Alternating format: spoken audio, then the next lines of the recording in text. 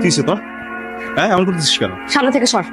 সরবো না আমি, কি হয়েছে এটা বল। আচ্ছা আমি সরতে বলছি তোকে। আমি তোরা বলছি না আমি সরবো না। তোর সাথে কথা বলতে ইচ্ছা করতেছে না আমার। আমাদের সম্পর্কটা তুই সহ্যই করতে পারস না।